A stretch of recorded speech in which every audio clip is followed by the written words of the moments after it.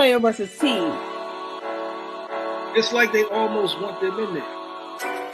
And see, look at that. Troy didn't want to come back. He was talking all that snap behind the camera, but don't want to bring it back to the front. That's why. Jamar, don't do that. Don't do that. Don't get cooked.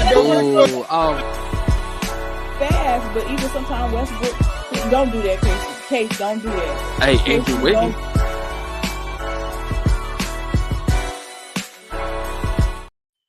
I don't think you guys need Zamara up here. That's first of all. All right. No. I know you used to seeing Zamara up here, but she ain't here today. Today her birthday, so she went out. So happy birthday, Zamara. Hope you enjoy your night. But don't worry. Don't worry. The boys got you. You know, this is why we call each other family, nigga. It's the PVT takeover. What's up, fellas? Yeah. I get to be. Oh shit! He put it on his gram. He said, "Oh, take over, baby. We're in the building. Feel me? I got you. Let me bring some of the basket on here. You know, hold on. Zamora for her birthday. I got you. Don't worry about it. It ain't a show without LeBron. It ain't a show without LeBron. But happy birthday, Zamara. Love you, girl. Enjoy your day. But don't worry. The crew is here to take over PVT. So this is how we gonna do it. All right, we got about 3 topics for you guys today, real quick, but we're gonna figure out what side you on, player versus the team side. We're gonna figure it out. So our first combo that we're gonna start with is old school versus new school. And what Troy was thinking is, let's start with, we're gonna start with Mel, right? With the old school, right? Because Mel got them. So you think in the old school could take the new school, man? And what? Hold up. See, this is. I'm gonna be a bully out there. Yeah, me, I'm gonna be a goddamn bully, and ain't nothing y'all can do to stop me. OG, come on, man. Yeah, fuck you, young niggas. Okay, you came in with the smoke today. Right. That's how you started. Fuck y'all young niggas. That's how you started it. That's how we're gonna have to start it. All right. So what? Why are you more impressed by the old school, man? Let's start there. Okay. All right. So I guess we gotta give context to all of it. So for me, I guess it kind of started with the Kevin Garnett, Adam Silver situation where they was talking about trying to get the defense some help in the sense of allowing more, just a little more physicality with the defense, allowing so we don't get to see slow motion Luka scoring 73 points in a basketball game, and we can actually put up a fight.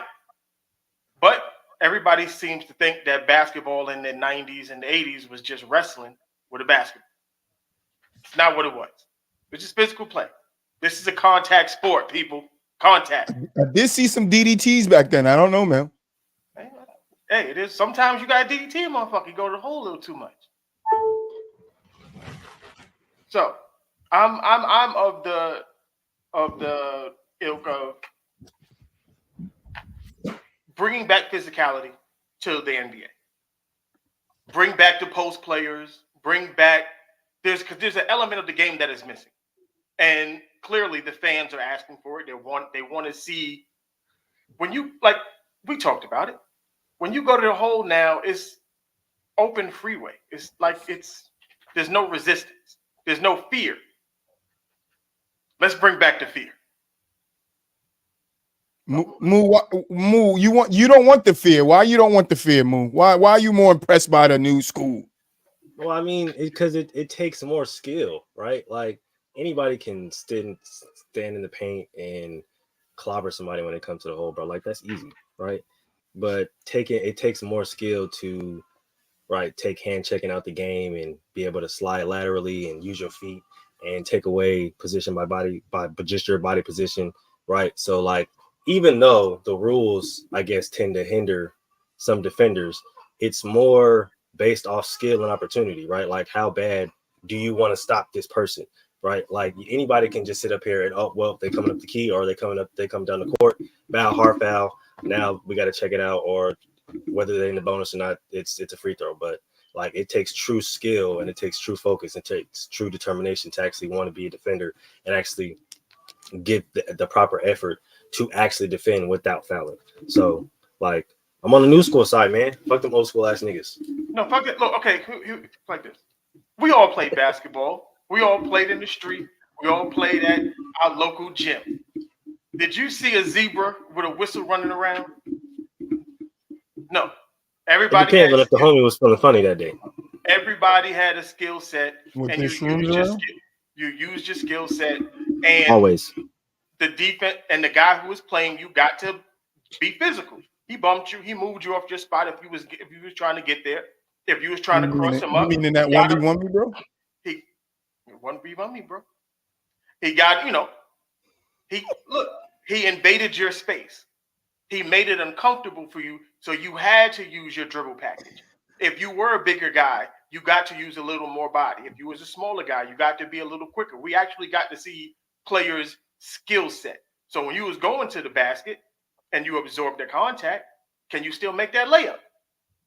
Or do you just want to be a little pumped and have guys move out your way and you make a layup and then you got the nerve to talk shit? Come on, man, get out. Moo, I want you to touch on what Mel just said about skill set, right? Because you said skill set, he came back, right? When we talk about skill set, what is the difference between the old school skill set and the new school skill set? Well, I mean, fundamentals have changed, right? We understand that the game of basketball has changed, right?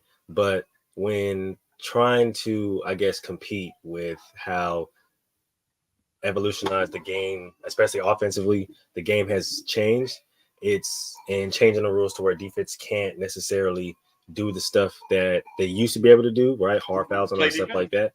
It kind of evens the playing field, right? Like, I know a lot of people make it seem like it's not even, but it really is even when you think about it, right? Because now offensive guys are so in their bag, right? They're focused on dribble moves. They're focused on being a star to show flashy, right? I'm going to do this dribble moves, 2-step here, Euro, 1-step, step back, all the stuff like that, right? But if you consider yourself a top tier defender or a top defender, like, all of that fancy stuff shouldn't move you at all. So you committing a hard foul or you committing a dumb foul should be something that's looked at as out of your skill set or just lazy defending at that point, or lazy defense at that point, right? So Mel, before you go, Buap, chime in here, boy. What are you feeling? Where are you? You with the old school? You with the new school? You want to touch on anything these guys said? Let me hear from Buap real quick.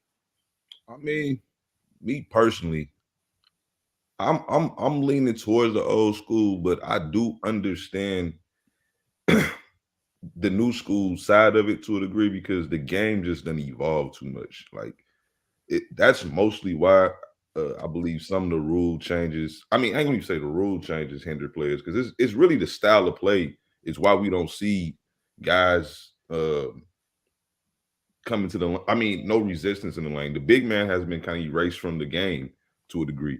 They done took the big man out the paint. He's got to extend himself. So it's kind of like, it's just mostly the way the game is being played right now. I do agree that the game is more skilled, but I think the mentality back in the day is what I'm leaning towards. Like, guys really chose to dig in. Guys wanted to be physical, and guys didn't mind that. Like, even if he was an offensive player. Now, of course, the new school might say Jordan is the reason why the rules was changed anyway. You know what I'm saying? Because of what Detroit was doing to him.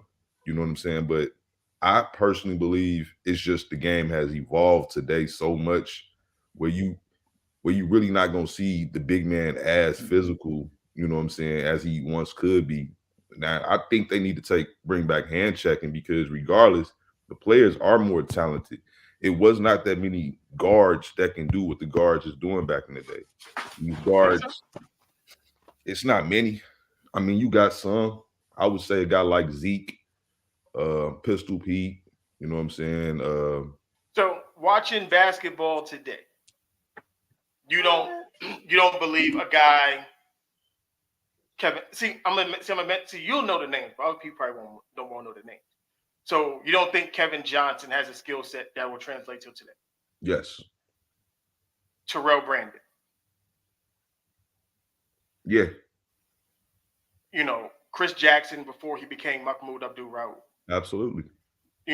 Robert Pack. But you talking about guys later on when I think the 90s was just as physical as the 80s to a degree. So yeah, but that's when the game started to become a little bit more skilled anyways in the 90s. So and that's what I'm saying. Like we had guys, that's my whole point. It's like to combat the skill. I'm not saying it has to be a full-blown war in the paint, but you have like there was a sense of we just can't let you do whatever it is you want to do. Like James Harden being able to take 3 steps back, like he's literally doing the electric slide on the basketball court. Like if there was hand checking, a lot of that stuff gets hard to do. Oh yeah. You know what I mean? So now the defender is not at a disadvantage where you got a guy pushing up the court. He's pushing to the hole, but then he stops and then takes 2 steps backwards. Like, how is the defender? And then if the defender even tries to close that space, if the shooter comes down and he don't have a foot to the left or foot to the right, it's a foul. If I touch his hand, it's a foul. Remember, the ball, your hand used to be part of the ball back in the day. So they didn't give you those fouls. So remember, we was going to talk about the LeBron foul against the Celtics.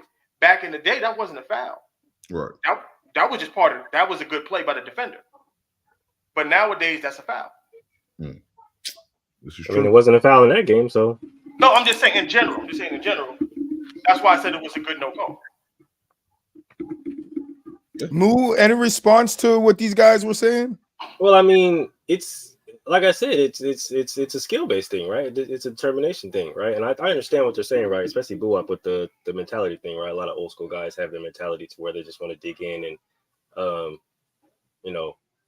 own that defensive role, right? But even now, when you see defenders, right, a lot of them come from not a high offensive bag, but they were pretty solid offensive players right now. When their skill set doesn't necessarily translate, especially offensively, you can kind of say, okay, well, you need to focus on more defensive, right? So when it comes to that aspect, right, it's still even a skill-based thing, right? Like you can still take away all of the stuff that these offensive players do by just body position, right? Like I can understand the whole hand checking point, but so. I think the body positioning, it would be right if they allowed any type of contact. Because if I anticipate you going left or right and I jump you and I get to the spot before you, 9 times out of 10, they're gonna call me for the block, not the charge. But if I take away the space prior to you going there, then they can't possibly call a foul. No, in common sense, that sounds right. But in the league and what we've been watching, that's not the case. They're going to give the offensive player the benefit of the doubt. Like if I'm not touching you at all, and I'm simply taking away the space by just body position, they can't logically call a foul. Especially with challenges down. You see these referees. But a lot of the times it's unincidental contact. So I can understand why the ref will sit up there and call a foul or blow the whistle. But if I'm literally just taking away the space that you're trying to create or they're trying to go by just body position, and I'm not touching you, then yeah, like that's a skill thing and a determination thing, right? Like that had nothing to do with fortunately with anything. That the dude with the whistle, he don't see it that way. Bro, being 1-on-1 with a lot of these players today, though, bro, like on the island, bro, like it's hard. It's hard, bro. It definitely is. I'm not saying it's an easy task, but it can be done. But it used to be easier. I mean, it used to be easier anyway because game wasn't a 3-point shooting game like it is today. So everybody's spaced out all over the court now, so it's just that much tougher. Like it used to be a little congestion. It's not even that no more. Like it wasn't no zone defenses in the 90s and things of that nature. So guys was able to like that hand checking mattered. Like I can kind of, I ain't gonna say like make you go a certain way, but you could. I could guide you where I needed you to go. Yeah. And something else that Adam Silver said that I wanted to, because he said kind of like what Moolah's saying, basically highlighting the skill of a guy like Steph Curry and stuff like that, which I don't mind. But there are other players. Like, you basically phased out the big guy because you're making the big guy who used to be the quote unquote enforcer or whatever it may be in the middle of that defense or even in the middle of the offense. Because how many games have we watched where teams go on runs? Back in the day, how you would neutralize that if the game got too fast, slow it up. Get him on the block. Go get me an easy 2. We're going to work this clock for a little bit. That part of the game is gone because there's no physicality in the game. No one knows how to work in the post. Like, nobody. Like, the back to the basket game is, you might as well call that shit a dinosaur because it's just. It's only like 2 or 3 players that really play mid post today. Like, and they mostly guards. DeRozan. Right. You know, you'll get a Kawhi or Paul George, but it's a lost art because the game isn't physical. It's played in space. So the second you even turn your back to the basket, I think if I was a team, like, I would find a guy. I mean, it's hard to do it, but I find a guy like Shaq because guys don't even know how to defend a guy in the post like they used to. You would find a guy like Shaq. No, that's why I said if I could. Like just a big guy that I can just throw in the block and he can just bully people in the paint and go get some buckets. Well, we did see, Mel, to your point, right? I don't know how big those guys were or how dominant they would have been in the league, but this past draft, right? I think this fits into the conversation that we're having here, old school versus new school. In the old school, guys like this would have been drafted. This past draft, 3 big men went undrafted in the NBA because they were traditional big men. Do you think if we allow more players like that in the league, we'll see the turn back to that play style, or can we take the guys that's in the league and get them to play more physical? I believe it's a copycat league. It's going to take a superstar. It's going to take somebody who is considered. Let's just say one of those guys was hyped up like Wemby, but instead of him being a perimeter big, he was an actually traditional big. And then he worked the paint like a traditional big. Do you think in today's game that type of big would be looked at? Because I think looking at the 3 guys that were overlooked, not saying they could have been that, but just looking at the traditional big that's overlooked, I think in today's league that guy is still overlooked. Maybe a team takes him and he doesn't get the opportunity that he should have to show that he can be what you're saying he is. But I just don't see that type of player fitting in that league, the league that we have today. No, because the problem is back in the day. I'm going my old head rant right now. There were 5 players on the court, and 5 players had 5 different responsibilities. Mm-hmm. In today's NBA, everybody has the same responsibility. It's position. Positionless basketball. This is why a guy like Rudy Gobert doesn't get the amount of credit that he deserves. He's not supposed to go out and score 25 and he's a defensive anchor. He's supposed every point he gets is off a rebound putback. It's not you don't run plays through him, but what he does is not valued. So everybody looks at him as a waste. Oh well, and that's not what it is. Like, he has a role. Dennis Rodman had a role on the Chicago Bulls. You know what I mean? Like, there were guys that they just had a specific role to do. Now it's, well, we need all 5 guys to grab a rebound and be able to push the ball up the court. Nah, you really don't.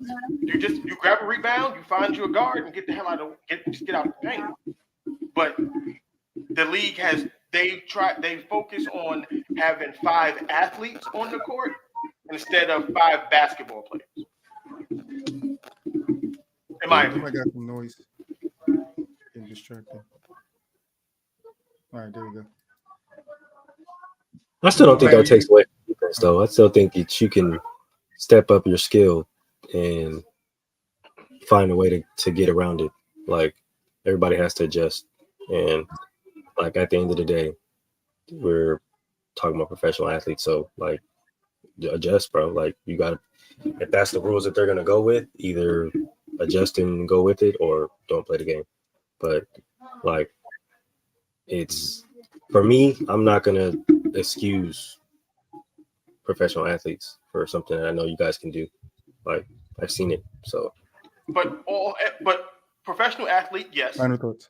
But every athlete doesn't accept. Like, how many 7-footers do you really expect to shoot threes? If you can, I'm gonna ask you to do it. If you can't, then fuck no.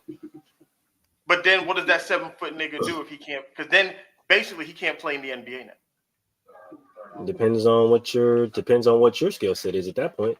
If you can defend, you're going to be my defender. I'm just saying, like we saw Rudy Gobert in this offseason shooting threes because his job is pretty much in jeopardy. Because they're basically saying if he can't space the floor, he can't be on the court. Well, his job is never really going to be in jeopardy because they don't have a true post defender, and he is their post defender. The only reason why he was getting flack is because his perimeter defense. But when you have somebody like Cat, and when you have the defensive players that they have,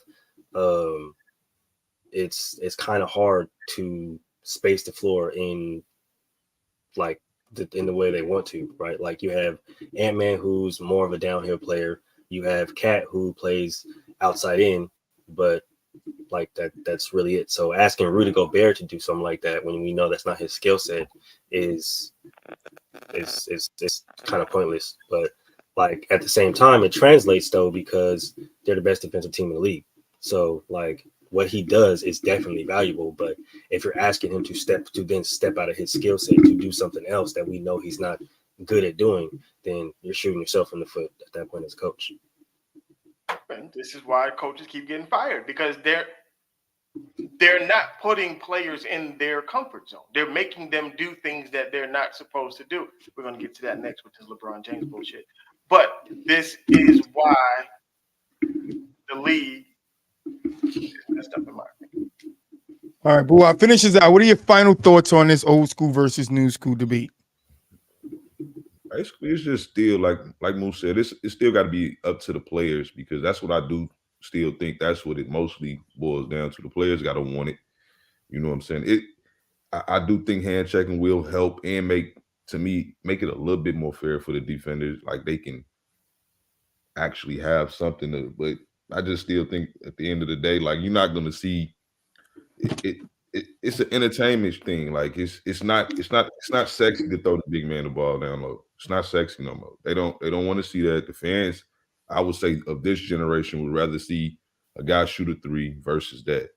Like it's just what it is. I don't think we're gonna ever pretty much see the traditional big again. I mean, I just don't see it. I wouldn't mind it because again, it's basketball to me. At the end of the day, if it worked, it worked. But I don't think we're gonna see it.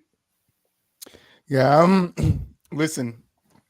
And mid-range jump shots. Bring that back. These guys make some valid points on both ends, man. That's the new school versus old school.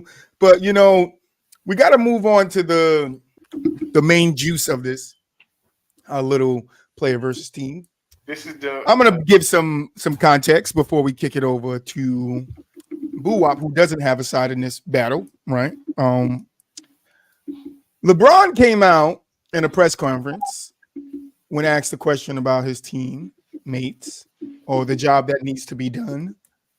LeBron responded in a such way of throwing his teammates under the bus, basically saying, you know, I ain't got nothing to do better.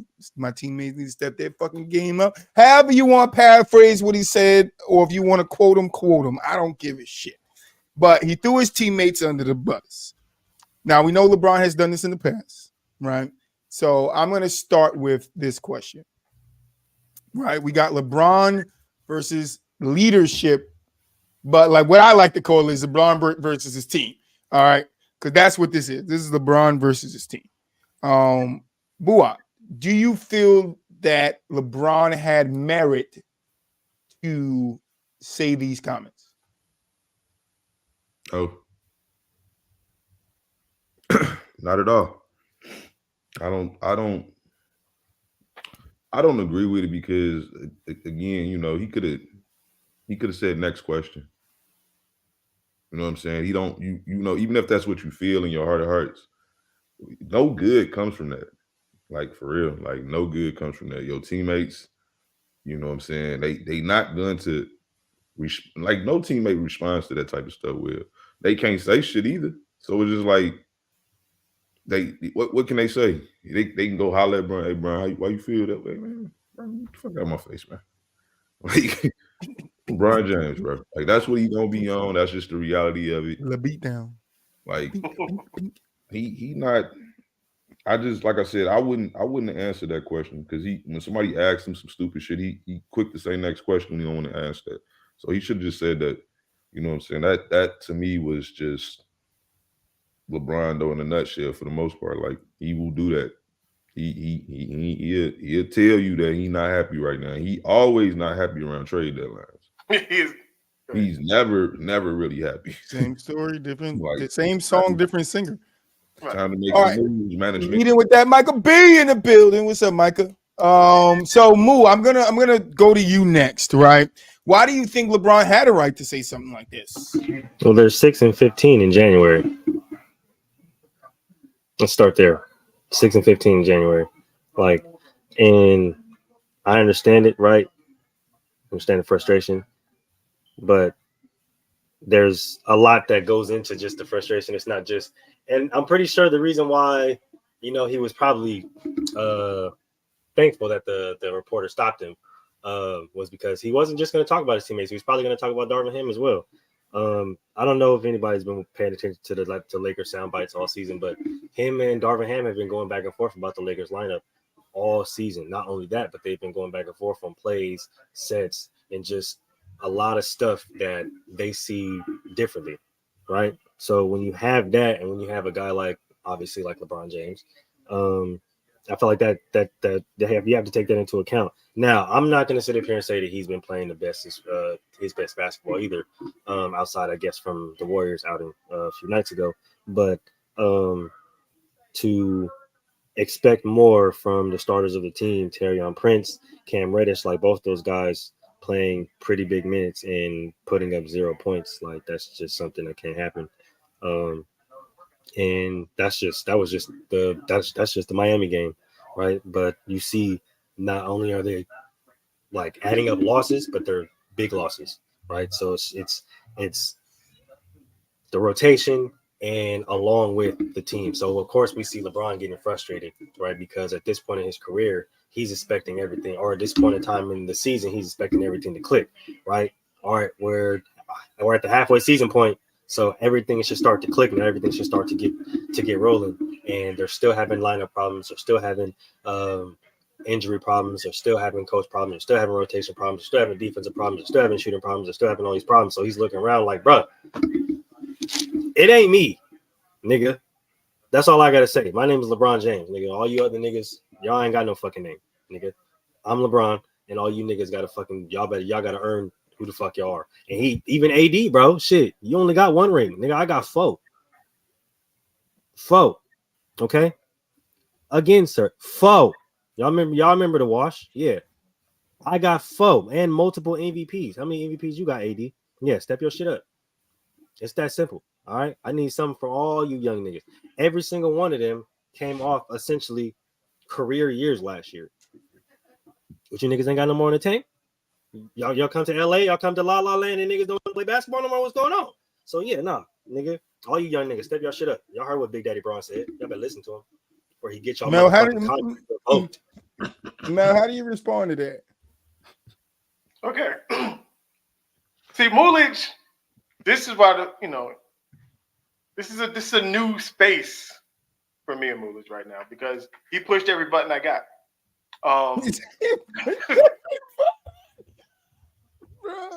He pushed every goddamn button I got. Okay, let's unpack this real quick. Yeah, LeBron was dead wrong, and I'm gonna tell you why he's dead wrong. A general should never ask of his troops what he is not willing to do himself. And what I mean by that is, LeBron, you are horrible on defense. Horrible. Like you play no defense, like zero defense.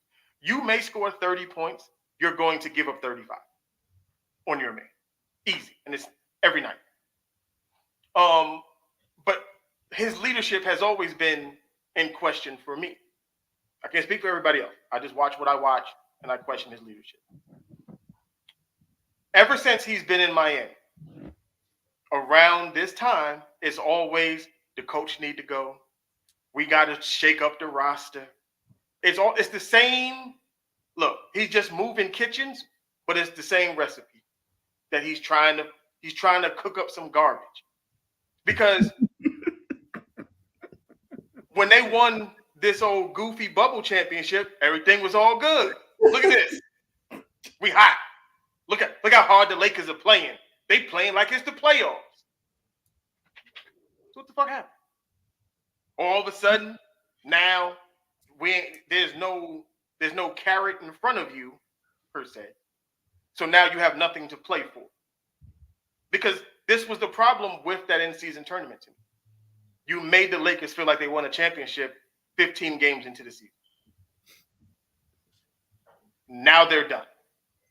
And we're talking about rotations. I mean, D'Lo's playing well. And Anthony Davis leads the Lakers in scoring, rebound, blocks.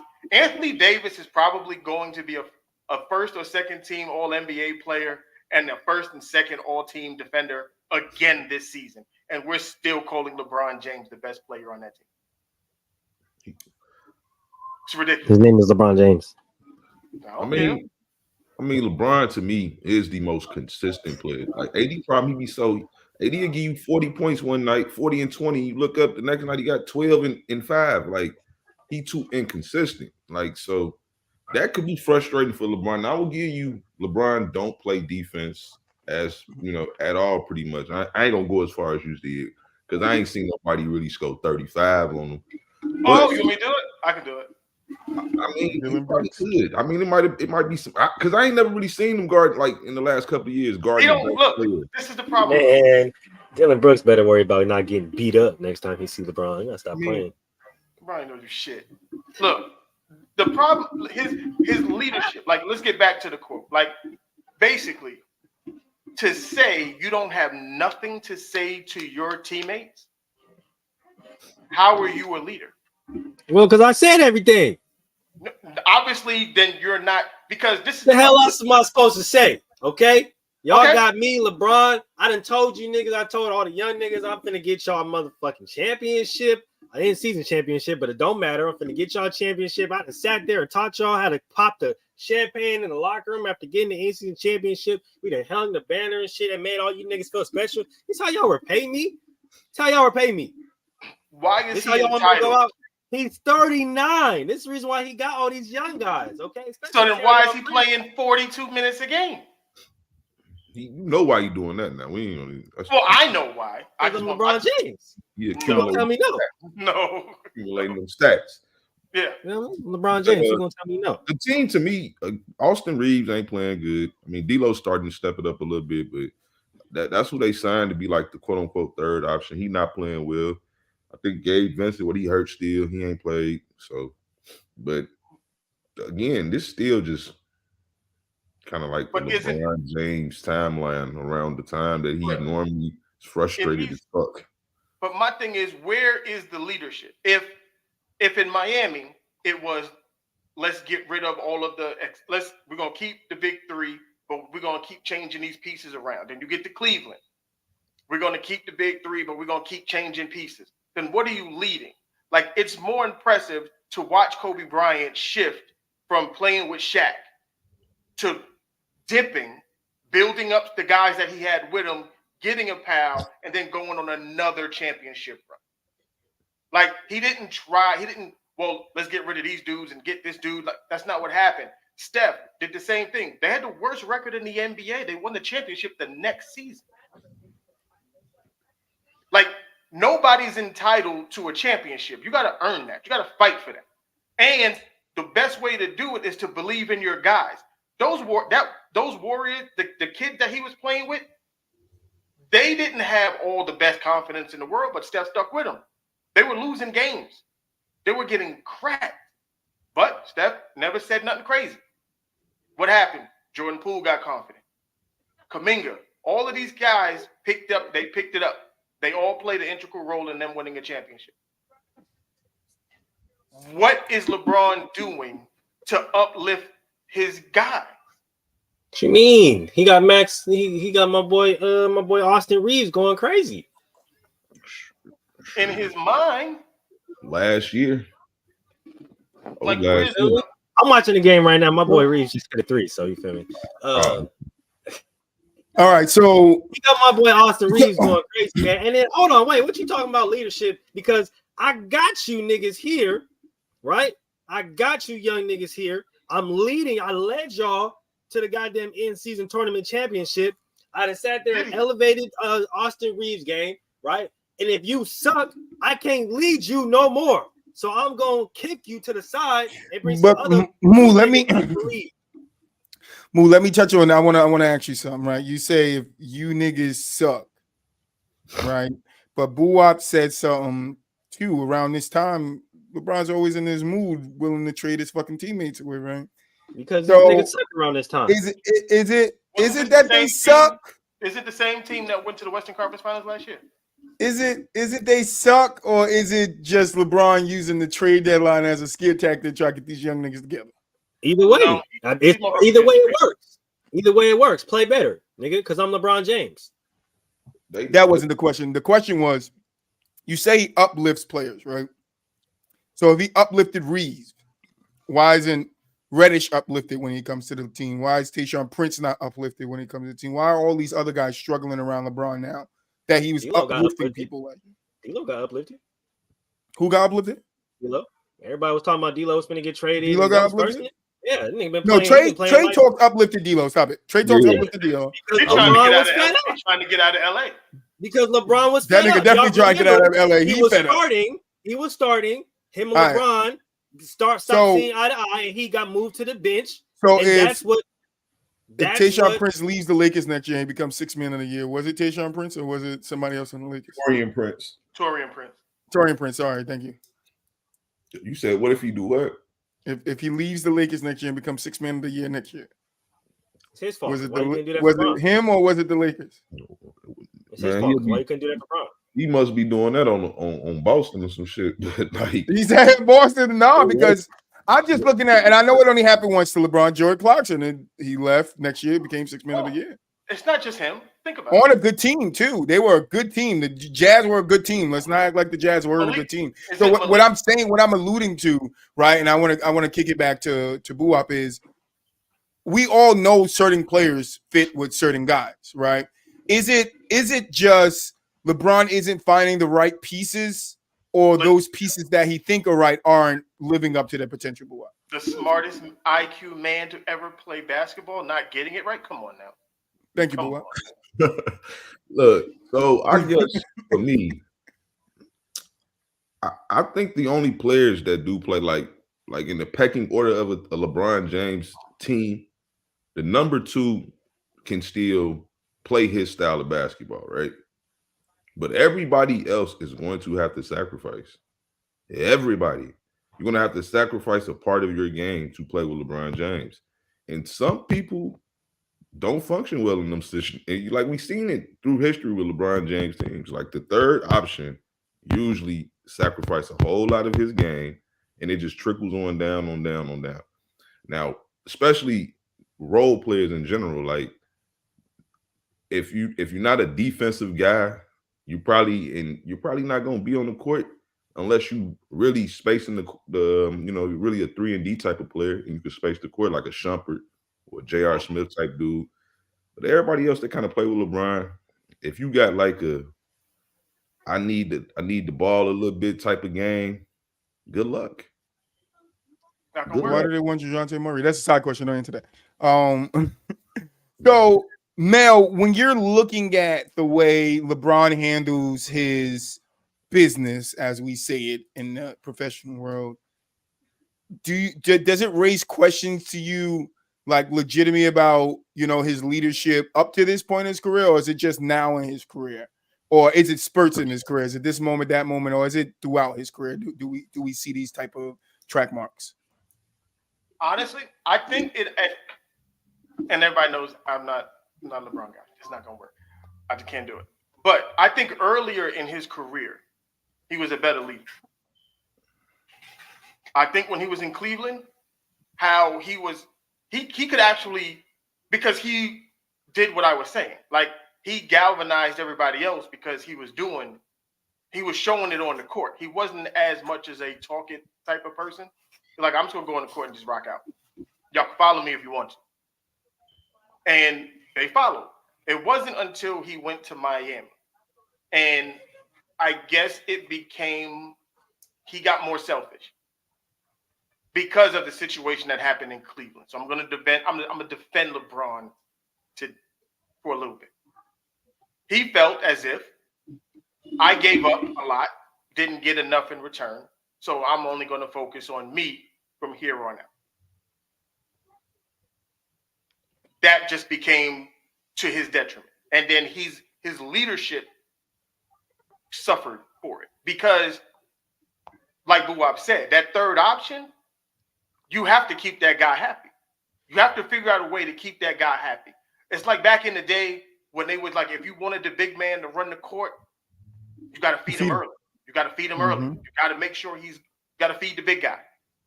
And when you play with LeBron and LeBron is going to make you sacrifice, LeBron has to somewhere in his mind be like, if they're going to sacrifice for me, I got to make sure that they play for me too.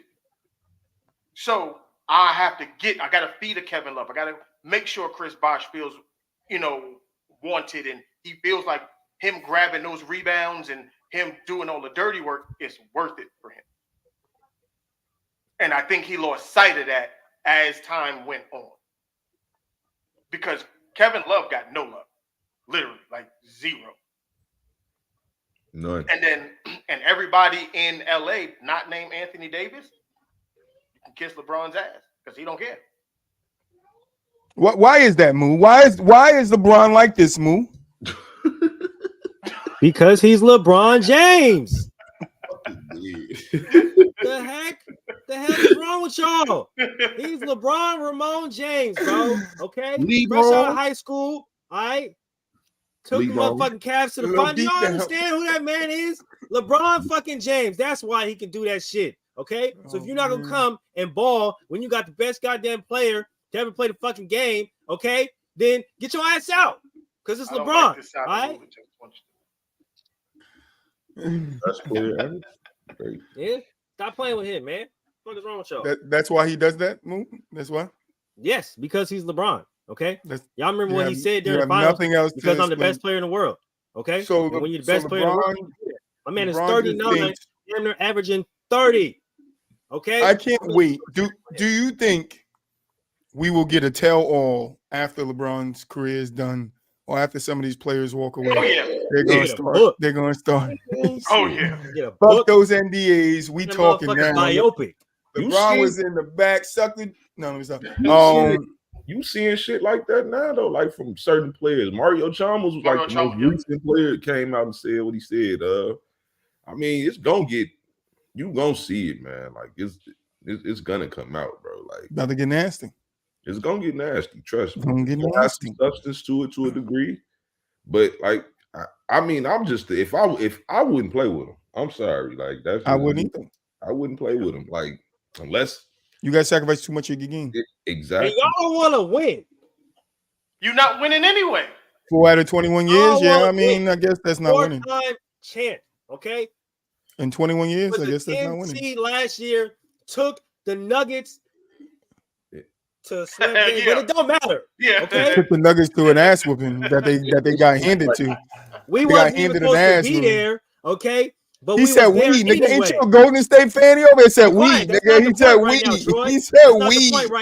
No, I didn't like that we. I didn't like that we, nigga. That we was pushing it too hard. Because wherever LeBron go, that's right, nigga got a Wii Nintendo back there. You want to play some tennis? Wherever LeBron go, that's where we go. Okay. Who? Golden State? All right. And so Draymond? we was in the Western Conference Finals last year against the Nuggets, and we wasn't even supposed to be. Y'all better put some respect on the Go James name, man. See, he was about to say Golden State Warriors, right? Look, that nigga's about to say Golden State Warriors. Y'all better put some name on the Golden State. I mean, go James. I give Mullins all the credit in the world right now. You have no idea. Hey, all right, that was great.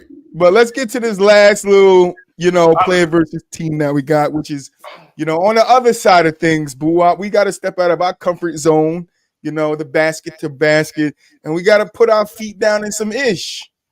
I like how I said that. You feel me? We got to put our feet down in some ish. You feel me? So we got a football topic to close out the show for you guys.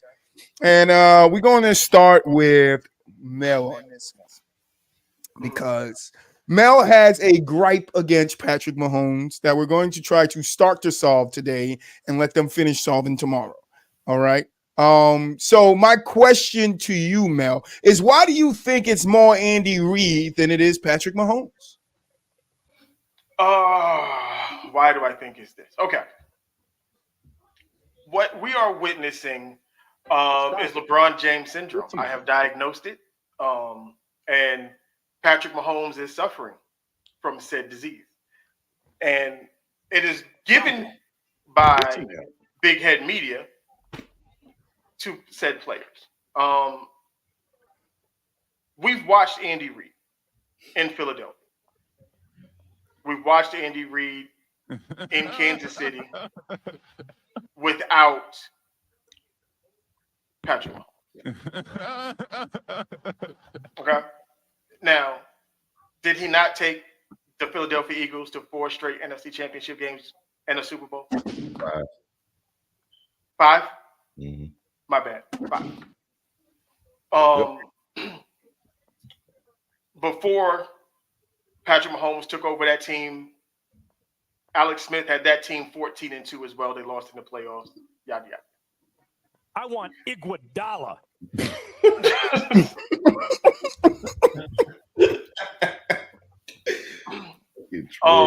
I'm sorry, go ahead, man.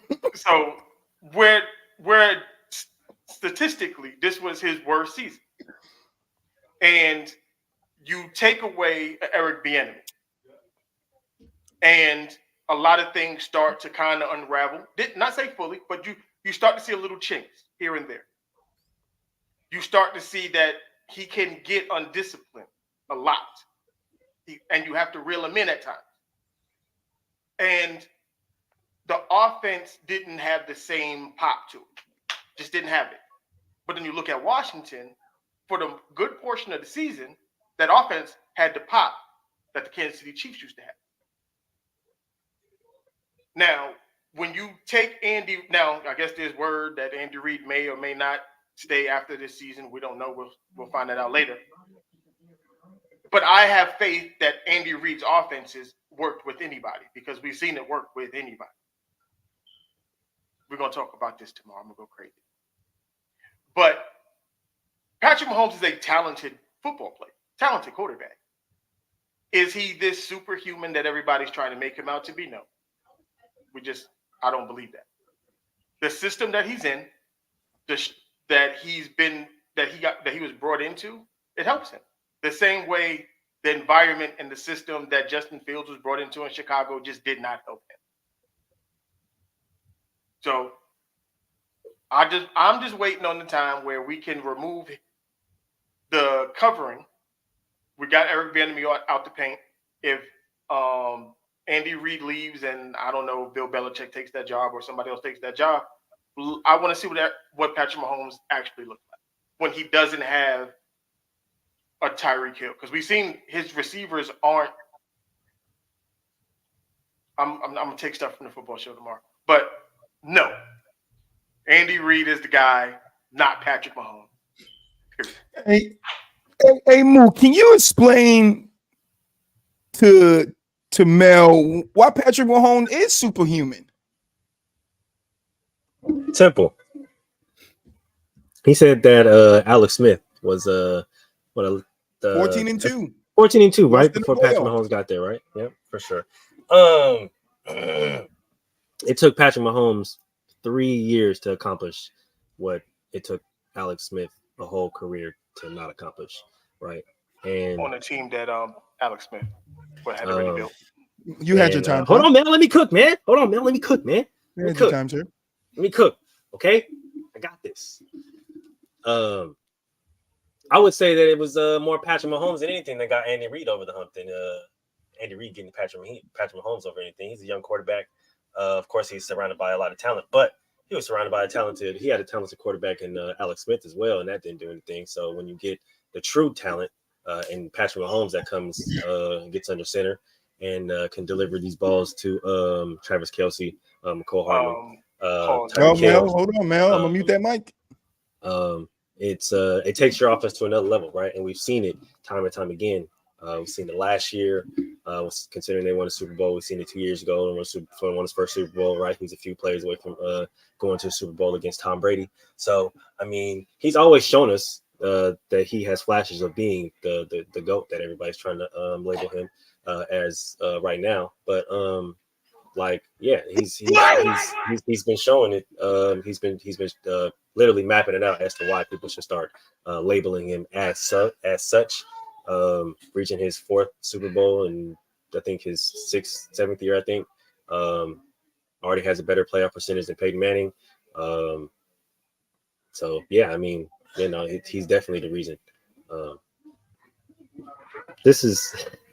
I don't like this. Okay, so here we go. This is hard because they can't give up all their secrets for tomorrow's show. So Mel, let me ask you something, because Moo makes a valid point here, right? We all remember the greatness of Alex Smith, and what he did for the 49ers. I don't like the side eye.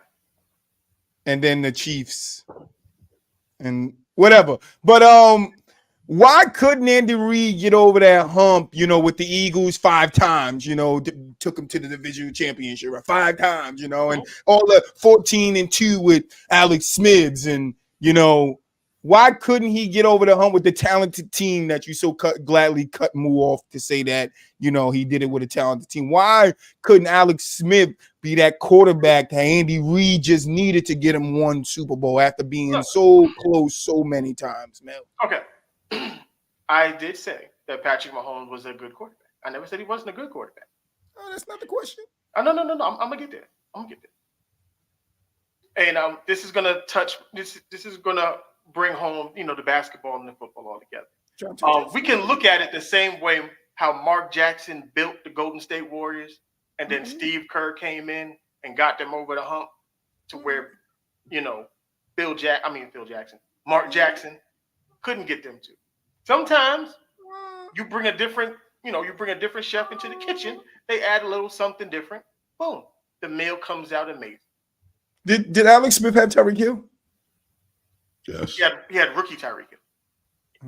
Was he still the cheater? Was he still the fastest NFL player? Nah, he was a Cub at that point. He was slow then. He was slow. He came out of nowhere. No, he was just returning kicks. He wasn't even playing receiver. Right, and then Patrick Mahomes came by, noticed his talent. It was like, put that guy in the starting line. Now, go ahead, Mel. I didn't mean to cut you off. I just paying back what you did to Mo. No, Patrick Mahomes recognized his talent. He actually started playing wide receiver. So, but like I said, all I'm saying is that the skill set, the shell was already there. Everything was there. It was in place. Now, did you take a bump up in talent as far as quarterback? Of course, yes, you did, 100%. He's a more talented quarterback than Alex Smith. But my point is that Andy Reid has a history of performing to this level. It's not like he got Patrick Mahomes and now he went from a 3-win coach to now we're chasing Super Bowl. He's been chasing Super Bowl since he was in Philly. He's been going to NFC Championship. I want to interrupt. So why, when in key games in the playoffs in these last 2 previous years, not this year, Patrick has suffered some injuries, and the next game after they won those games, he has still played. That has to go into that team needing him, the person. They won a playoff game with their backup quarterback. Right, but then Patrick Mahomes is right back because they need the person. What I'm saying is the system is the system. Can't say that. And because Patrick Mahomes is him. There you go, Moo. My boy runs a 4.6, and he got a baby beer belly going on right now. And he'd be out there hitting the angles, making all these fast 4.3 niggas miss all these tackles. If he ain't the GOAT, I don't know what is. I ain't gonna lie, man. Yeah, Boo, I was just about calling you. Go ahead, Boo. What you feeling about this conversation, Boo? What side you on? Patrick or Reeves? I'm more so on Patrick's side. I do think Andy Reid is, you know, a big part of still what that organization doing right now. Like, because out of all the sports, I think coaching is most important in football.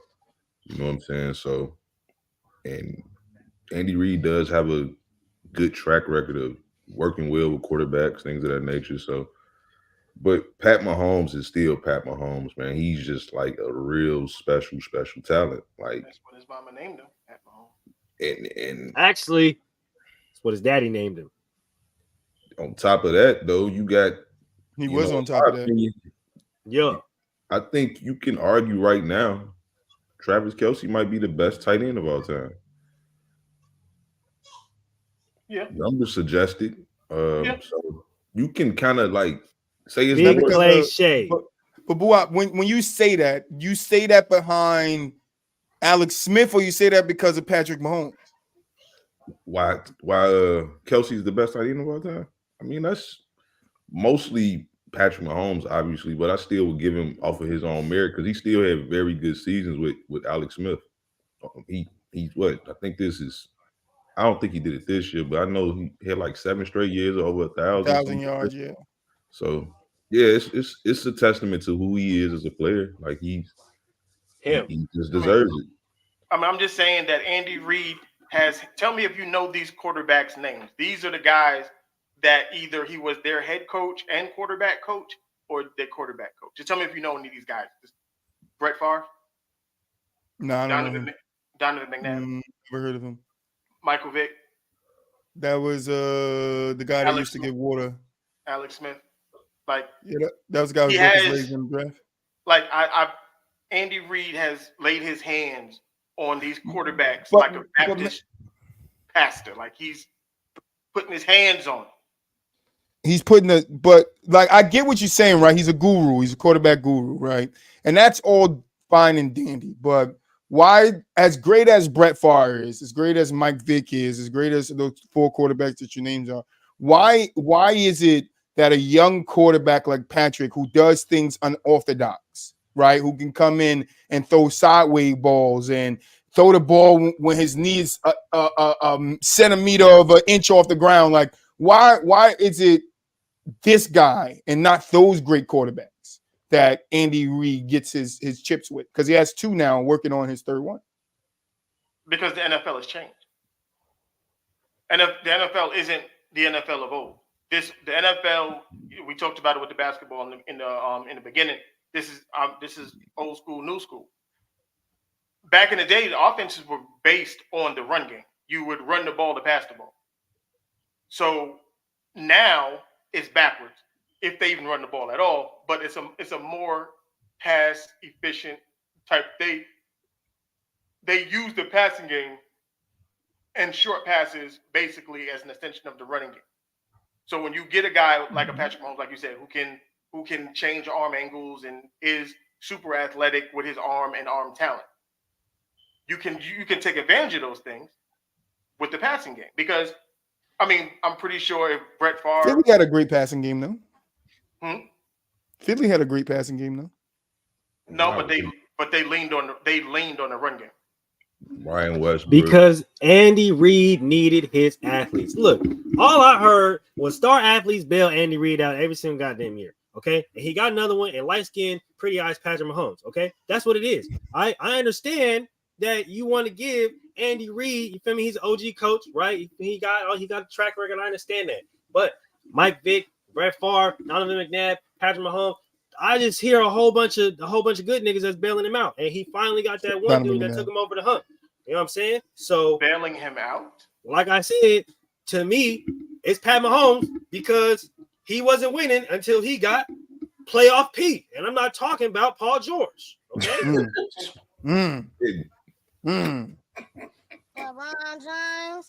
Wasn't winning. Championships. He's talking about championships. Let's stay on track here. He's talking about championships. No, he just said winning. I didn't. He was talking about championship though. I mean, he won a championship with Brett Favre. Did he not? What was important? Yeah, he was winning the Orange Bowl. I mean, I last time I checked, Brett Favre has a championship, right? He was winning Pro Under Bowls. Andy Reid. Yeah. Andy Reid was the quarterback coach for the Right. Winning Pro Bowls. Right. So I wonder when Andy Reid first won his chip with Patrick Mahomes, while all the announcers was like, Andy finally did it. He finally got over the hump. But no, he had that ring as a quarterback coach. He never needed to get over the hump, Mel. No. Right, I know. Yo, that's crazy. No, I'm just playing. No, as a head coach, yeah. No, as a head coach, yes, because all of That ring as a quarterback coach wasn't his. Because all of those years in Philadelphia. Because everybody agrees that Philadelphia, while he was there, at least should have one Super Bowl. Yes, 100%. What Super Bowl? The one where T.O. was playing with a broke ass leg. Oh, when he played when he did the Brandon the Greg Jennings. But it's broken just leg video. Y'all know what I'm talking about. On the Madden video. Yeah, broken leg video. Darren Sharper, hardest hitting safety in the league. This could be something like what we witnessed with Brady and Mahomes, but I think the difference is obviously Reid is much older. He's roughly the same age as Belichick, so he ain't gonna probably have that longevity that Bill had with Tom. But I just think it's hand in hand to a degree. It's like I would still lean 60-40 towards Pat personally, like because I think you need the talent. No matter how great of a coach you is, I think you need the talent. No, I just want I said my original statement was he's a good quarterback, but I do believe that it's the Andy Reid system that has right, but that's another thing too, Mel. Like every great player needs a system, and we go back and look at every great player that's ever won a championship in football or basketball. The system mattered. Well, no, see, we had this conversation too. You know, system versus is the guy the system. Like when Peyton Manning went to Denver, the system was Peyton Manning. It wasn't the Denver system. When Tom Brady left New England and went to Tampa. So hold on, let's go back to that. Hold on. When Peyton went to the Broncos, it was Peyton's system? Yes. Omaha. Yeah, but they were also predicated on defense. That's not. It's a city in Nebraska. It's the system on both, especially in football. When you're talking about quarterback, you only can you're talking right. But about, I'm saying, but I wasn't just talking about strictly quarterbacks. Though my original question, right? I know the conversation is about a quarterback, but I'm saying every great player that wins, right? Whether it's a average quarterback, great running back, right, or average quarterback, great wide receivers, like. That can pull one out, or whoever you want to say, it always has to be a good to great quarterback, yes, but the system matters when you're winning championships. Like if you don't have a system, and I don't think Peyton, in my opinion, Peyton wasn't the system. I think it's a plethora of things that go into affect it. No, all right. What I'm saying is when you bring. So what was the system? I'll give you. What was the system to Denver that last year when Peyton neck he couldn't throw the ball anymore? It was still the same system. It never changed. He hurt his neck in Indiana or in Indiana. Yeah, I know, but he couldn't throw the ball no more in Denver. Yes, he could. So 50 touchdowns. It was still the Peyton system. Yeah. Oh, even when they benched him for Brock Osweiler. They didn't bench him. He got injured. I know. He got injured, but it was I'm still the trolling same. right now. Let me troll Boo up in peace. Please. No, the system was. Barely talk this episode, please. Yeah, Let me get something off. No, I don't agree there. But every yes, Andy Reid could be a great coach, right? But And I get where you're coming from, Mel, but it's just hard for me. And I'm trying to stay neutral in the middle. Yeah, I'm not saying. Right. But it's hard for me to look at a guy like Alex Smith, right? And I like Alex Smith. He's a talented quarterback. But I remember the talks around Alex Smith that he is a great quarterback, but he can't get the job done. In the big moments, he's not there for them in big moments. Like, I know Mike Vick is a great quarterback, right? For him to have as a quarterback to coach in the Eagles, right? But I don't ever think people would say Mike Vick was a Super Bowl like you thought he could. Maybe with the Eagles team, yes, but that he could carry that team. No, that Eagles had a lot of things going in place with it. A lot of things. The running backs, the wide receivers, the Deshaun Jackson running the damn ball back on kickoffs. Like that was a big integral part of what they had going on there. Like the deep ball Mike Vick gives to the same dude to open up the play when I was playing Atlanta, I think it was. Yeah, Deshaun Jackson when he was playing Atlanta opened it up, like blew the shit. Like that was the threat of the Eagles. So it wasn't like Andy Reid just had a quarterback. No, he has other talented pieces on that roster that goes into winning. But I just think when we look at Patrick Mahomes and every other quarterback he's had, even Brett Favre, he has never had a talented quarterback like Patrick Mahomes. And I think that's what makes it over the hump for him, because Patrick Mahomes can get himself out of situations no other quarterback we have seen do it. We've never seen another quarterback get himself out of situations the way Patrick Mahomes gets himself out of situations. I'm gonna disagree with that. No. I mean, I think he's the most talented quarterback, but I think Aaron Rodgers can do similar things to what Patrick Mahomes can do as far as throwing the ball, creating, extending. In his own way, Aaron Rodgers can't win in the playoffs like playoff P. And I agree with you, boy. In his own way, yes. But the way Patrick does it, falling to the ground, almost about to hit the ground, throwing the ball and complete the pass, I don't think Aaron Rodgers is doing that. He's going to throw that thing towards the sideline. He's not even looking to make the pass. Patrick is watching to complete a pass all the way down to the ground, like all the way down to the ground. Like that's special. That's a guy that wants to win, and I'm not saying the other players don't want to win around him. But Patrick Mahomes threw a ball when he was like this. Okay, Aaron Rodgers ain't did that. Tom Brady ain't did that. Peyton Manning ain't. They don't did need that. to because they know how to read defense. Okay, right? They call him playoff P. You said I ain't gonna fight playoff Pizzle for a reason. Okay, yeah. If he would have made the right read, he would never had to do that. He already call him Mac Daddy. Championship. The playoff magic this year. Okay, he pulled out the playoff P pistol and was bow, shooting everybody down. Stop playing with him. Even when everybody said that they wasn't going to do it. Did he do it or did the defense do it? Stop playing with my boy playoff P. He's finna go back, win that third one. It's a dynasty, and Andy Reid finna go off and ride off into the win and go. Stop playing with him. Stop playing. He's finna go crazy.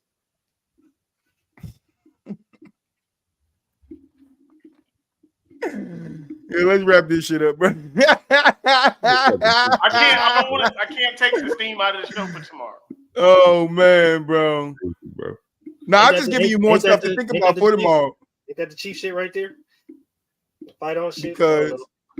Because I do think it's a great debate. You know, I do think Andy does deserve his props for what he has done, but I think Mel, you tend to overlook how good, as you said, Patrick Mahomes really is. No, I said he's good. I said he's good. No, he's motherfucking good.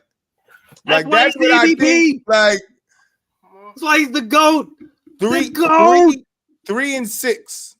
If he wins this one, he'll have 3 in 6 years. He'll be 3-1 in the Super Bowl. 3-1 in 6 years. That means he's been to 4, right? My mouth is off. I don't know what Mulish doing over there. Mulish muting himself. This is his 4th Super Bowl in 5 years. 4th Super Bowl in 5 years. That's crazy. Like, if he wins it, that's 3-5. Like, I don't know. And even if Andy Reid's, let's say Andy Reid's, Mel, what happened to Mel? You kicked him out? Even if he does, let's say Andy Reid does retire, I think if you put another good coach there that can keep some of the same sentiments as Andy Reid, what works? And I heard one of you guys throw out a Bill Belichick. You put Bill Belichick over there, it's the same fucking story. To me. No, it's not. To me, what's going on here? What are y'all doing? What are y'all doing, bro? Mulish and Mel is just wilding right now. This is PVT. This is Mel and Mulish versus their computers. Y'all, that's funny as hell. Why y'all doing that shit, bro? My computer, you started talking that Mahomes shit. My computer went fucking nuts. It was like, No, I'm just saying, like that. Your computer did go nuts because he know it bust the nut. It know exactly who the fucking goat is. It bust the nut. I don't think you can put Belichick there though.